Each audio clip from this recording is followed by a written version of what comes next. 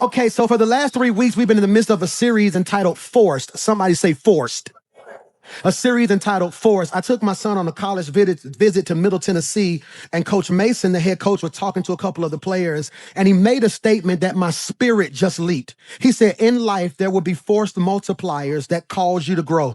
I had never heard that term before. So while we're sitting in the meeting, my brain is just going crazy. I'm on my phone, I'm researching, and I felt the Lord pulling me in this direction. So I began to research and define force multipliers, as it were, for the people of God.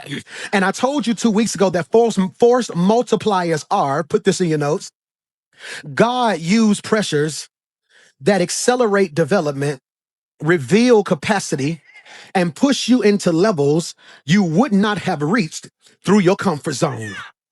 Forced multipliers are God-used pressures. In your notes, if you haven't taken this note, put it in your notes. I love the way you take notes. If you already have this note, repetition breeds revelation. That might be worth writing. I've said that before. Repetition breeds revelation. The more you do it, the more you see.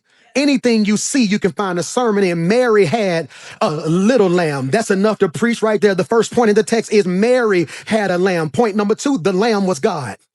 Point number 3, that lamb would be sacrificed for all of us. Point number 4, you can just keep going. The more you do it, the more you see. So the reason I repeat myself is not because I don't have a lot to say. I am trying to inculcate you with so much knowledge that you are filled with so much about God that your natural response is the word, not your flesh.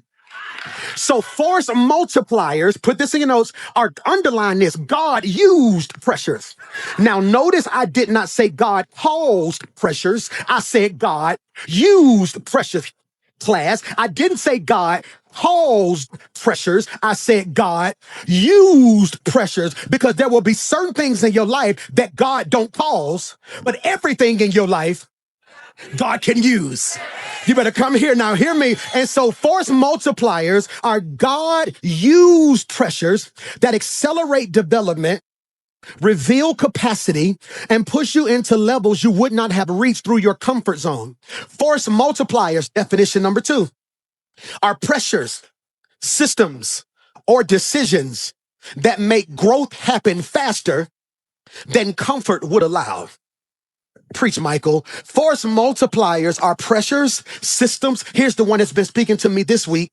And decisions that make growth happen faster than comfort would allow. My family right now, we're in so much transition, moving and doing all of this. We made some decisions to place one of my sons in a different school. Now the other babies are getting placed in a different school. And on the surface, I thought we were making sort of a life decision or a football decision. But seeing the way he has been forced to grow up, oh no, I'm in one of the weirdest seasons I've ever been in. I've never been in this season in my life ever. This summer is my last summer with all my boys under one roof. Xander leaves in July to go to college. Michael leaves in August to go to college. In December, Mason graduates early. So I'm realizing with Xander, I ain't got but another month, probably 35 days. With Mike, I got another 2.5 months. With Mason, I only got 8 months left. So now, cool dad is about to seem somewhat irritating, because I'm realizing there are certain lessons I haven't taught yet. So I'm going to have to add a little pressure to try to squeeze all these lessons into the small window I have. Sometimes you are frustrated with God because you're like, God, why does it feel like every time I turn around, I'm going through something? And God has said, this is how we can do it. Either I can force you to grow up in 2026 or just let you repeat that cycle for another 2 years. And so instead of crying about what you're going through, every now and then you got to say, God, I see what you're doing behind closed scenes.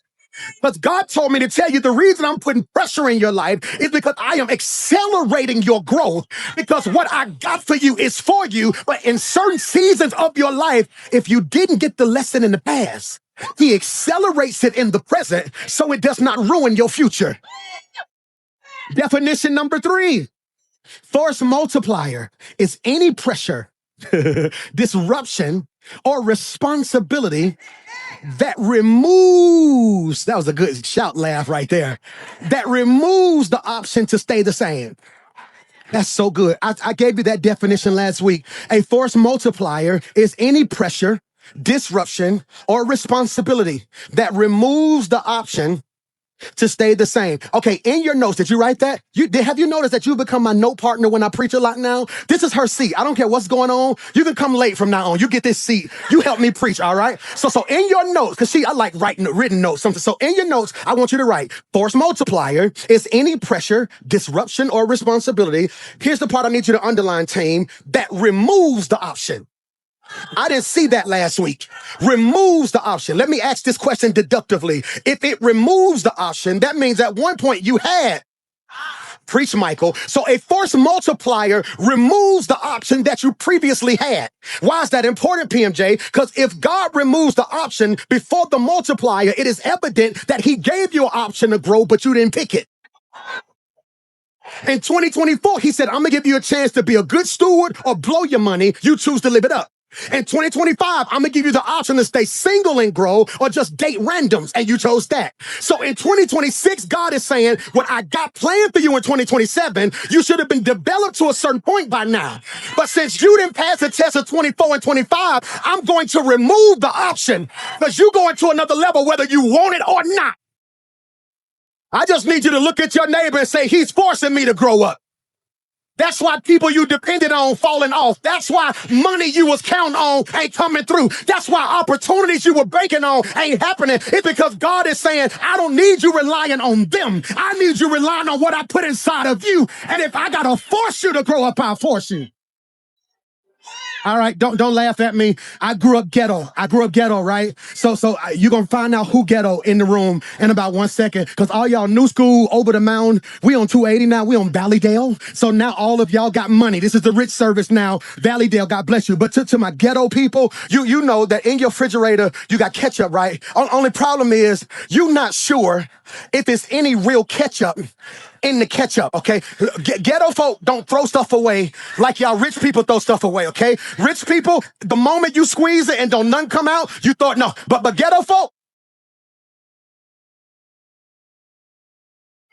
we will beat it until it produces. And some of y'all are frustrated because you feel like God has been whooping on you, but God is like, it's a little bit more busy than you. I just got to get it out of you. So hear me when I say this. God is saying, I am removing the option. So if you don't pick it, I'll force it. And so I started introducing, y'all still with me? I start introducing force multipliers. We were talking about Saul being converted to Paul. Remember that? And a light hit him. You know, you learned this in Sunday school. A light hit him and he got knocked off his high horse. Remember that? All right. So that little story. So the first forced multiplier that God introduces in Saul's life is divine interruption. All right, go back and watch the other sermon so you can learn about that. Then he makes him blind. Why does he make him blind? God introduces a second forced multiplier called divine restriction. He said, I'm going to take your sight so you can get vision. He says, no, see, so the problem ain't that you don't see. The problem is you ain't seeing correctly. So what I'm going to do is I'm going to take your sight so you can finally hear me. That's called a divine restriction. So staying within the force multiplier framework, the question now becomes, what took Bartimaeus from a moment to a movement? What turned a single encounter into a life-altering outcome? I don't want to insult your intelligence. You learned this as you matriculated through Sunday School 101. You know about blind Bartimaeus. You know he gonna holler. You know Jesus gonna give him his sight. Can we go ahead and get past that? I'm tired of preaching about miracles and not giving you methods so you don't always need a miracle. So let's stop playing. You know that he gonna get his sight. But I believe the force multiplier in this story is not just Jesus showing up. You ready to put this in your notes? It's Bartimaeus choosing transformation over temporary relief. I'm gonna say that again. So in your notes, you're gonna write it like this. In 2026, I have to choose transformation over temporary relief. I'm going to explain myself in a minute. Bartimaeus chose transformation over temporary relief. So the force multiplier in Mark chapter 10, you ready for this? Here's the force multiplier of the day. Clarity of desire. That's crazy. That's crazy. Clarity of desire. The force multiplier I would like to introduce today is clarity of desire. Why, Pastor Mike? Because Jesus asks him a question that feels unnecessary. In Mark chapter 10, verse 51, he says, it's on the screen, what do you want me to do for you? Why would God ask the question? Put this in your notes. Whenever God asks a question, he's not asking for information. He's asking for what? Revelation. So in your notes, you might put, why does God ask questions? And under that, you will put for revelation. He looks at Adam and says, Adam, where art thou? God sits high and looks low. He was asking because he couldn't find Adam. He was trying to get Adam to reveal his spiritual position. He goes to Ezekiel in the valley of dry bones and says, Ezekiel, can these bones live? Why would the answer ask the question? Ezekiel gives the coldest answer in the whole church. Ezekiel answers God back in such a way that was a clap back and correct at the same time. He says, Ezekiel, can these bones live? Ezekiel says, Lord, you know. Why, PMJ? Because God is trying to get revelation. So Jesus asked Bartimaeus, what do you want me to do for you?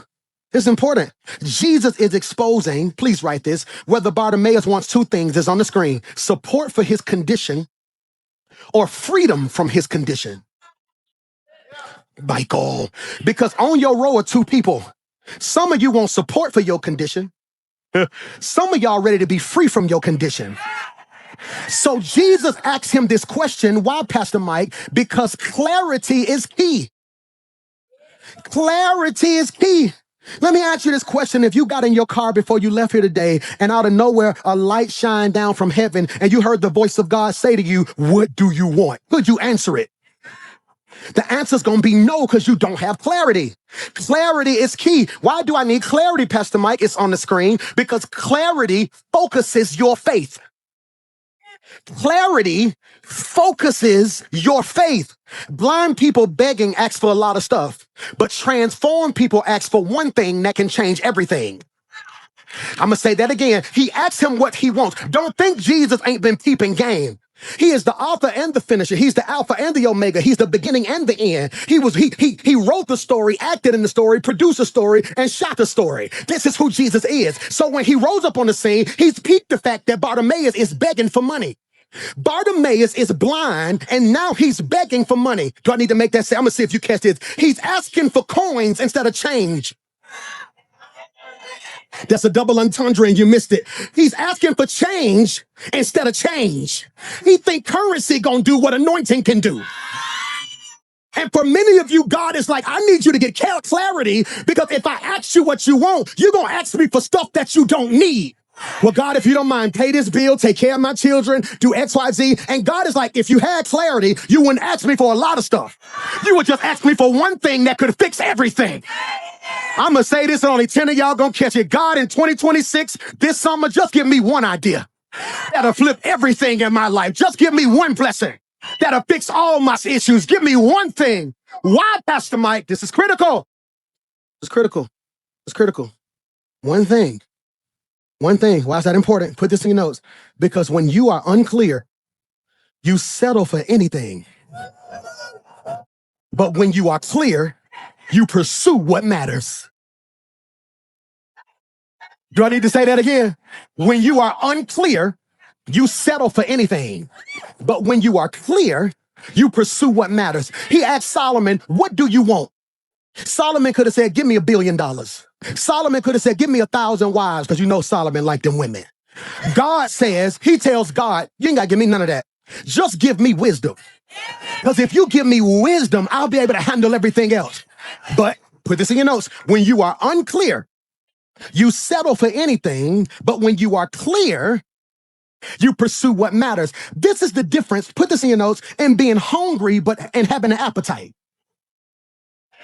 This is the difference between being hungry and having an appetite. I had to do a concert yesterday, right? So the AKAs had their convention in Birmingham. And so literally it was like 4,000 AKAs in Birmingham. They called, the president called and said, Pastor Mike, we want you to come do worship. So we in the AKA conference, and literally, hear me when I say this, they crying, hands lifted, worshiping. The Holy Spirit done moved, but I'm downtown. So here's the issue. I'm downtown. Oh, Lord. We got guests here. Only Birmingham people gonna catch what I'm finna say. And you can't be downtown and not go by Green Acres. Where my folks at? Come on, don't leave me hanging now. So I'm leaving the assignment. I'm downtown. Only problem is I get to the street Green Acres on, and the foot soldiers or the civil rights legends are having an event. So the team looking at me like, well, Pastor Mike, you can't walk out there. There's people out there. They gonna hold you up. But in my head, I knew I had an appetite for Green Acres. Forget what they talking about. By the time they get through saying Pastor Mike, I'm out the door, hat pulled super low, and I'm doing that walk. How you walk fast when you're supposed to be somewhere? I'm walking fast. Out of nowhere, the DJ say, oh, we got Pastor Mike in this thing.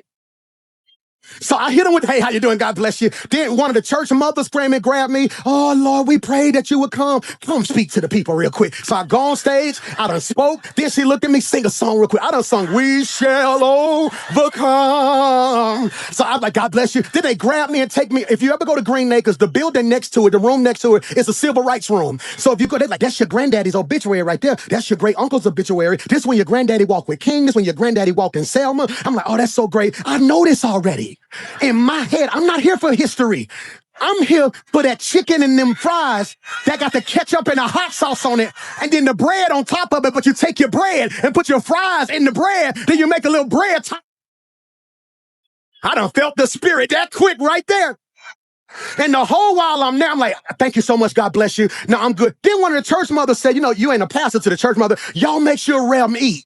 So they're like, we got to feed Rem. So out of nowhere now, I look over there, they got a little hot plate. They got pasta salad, catfish, spaghetti, wings, and they making me a to-go plate. I done lied. I'm not hungry. Man, I'm not hungry. I already ate. I'm fine. Please, man. No, you need to eat you something. Man, I'm so sorry. Trust me, I'm good. I'm good. See, because if I was hungry, I would have ate whatever. But because I had an appetite, I was able to tell this no, because I know what I wanted. Stop being mad over your last 3 exes. You was just hungry. Preach, Michael. Stop being mad over the job you worked that you shouldn't have been in. They caught you in a season when you were hungry. But in 2026, I'm getting my appetite back for what God wants for me. Am I preaching to anybody in here? That's why certain friends don't fit no more. You ain't hungry no more. That's why certain places don't feel the same. You ain't hungry no more. Your appetite. Your appetite is changed. Okay. Oh, this is the young service. My young people like, I don't get it. See, this is why you can't be thirsty.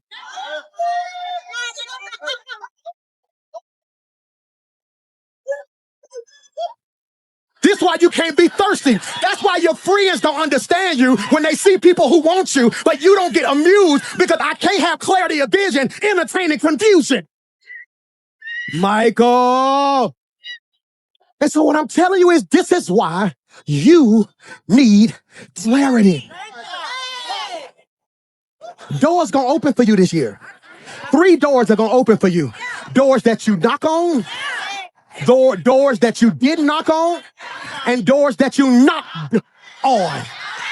You need clarity to know, because what the devil will do. Say that better, Michael.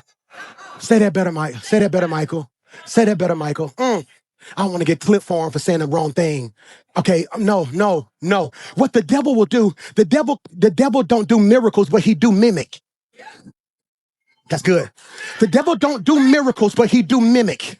No, this is why you see him tell Jesus, if you're really the Son of Man, turn these stones into bread. And then Jesus says, man should not live by bread alone, but by the very word that proceeds out of the mouth of God. Why would you ask the bread of life to make bread? Because the devil don't do miracles, he mimics. So what the devil will do is he know God is getting ready to open doors. So what he will do is open doors that look like doors. I gotta get out of here. I gotta get out. So, but if you don't have clarity, you'll settle for anything. You'll settle for anything. But I'm gonna take this job. They offering me $20,000 more. But is that what God wants for you? I need clarity. Why, PMJ? I need you to catch this. I need you to catch this. Because I want to ask you a question that Jesus asked Bartimaeus. Are you ready for it? What do you want? What do you want? What do you want? Because if you don't have clarity, you're not going to realize why you're upset.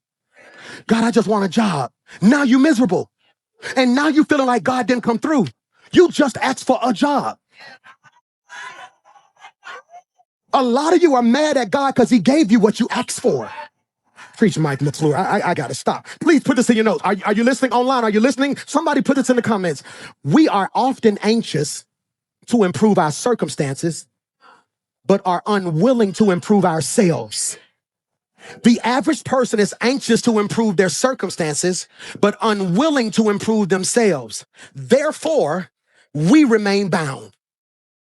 Why is that important, PMJ? I've been talking to my boys. God's been blessing me now to talk to so many teenagers. And they've been saying, Pastor Mike, just pray for me, pray for me, pray for me so I can go to school. And what I've been telling a lot of them now is stop telling God you want offers, because a lot of them aren't committable. It looks good on Twitter. What you need to say now is, God, give me a committable scholarship. Give me a place to call home, a school. Because then you're going to be mad because you got offers in no place. Conversely, just stop saying, God, I just want a woman. I just want a man. Because that's what you're going to get. I want to ask you a question. Who don't eat onions? Okay, so if you leave here and go to the restaurant and say, let me get a bacon cheeseburger and just walk off. Then you get home and they got onions, mustard, all type of stuff on it that you didn't know about. Whose fault is it? But who you gonna blame? You gonna get home and say, why they put all this stuff on my food? Like they supposed to know you. Stop being mad about the order you placed. Michael, no, no. This is powerful. Listen to this quote. We are anxious to improve our circumstances, but unwilling to improve ourselves. Therefore, we remain bound. This is powerful because it exposes a painful truth. What is the painful truth that this aforementioned quote exposes? Sometimes we ask God to change what is around us while avoiding the work he wants to do within us.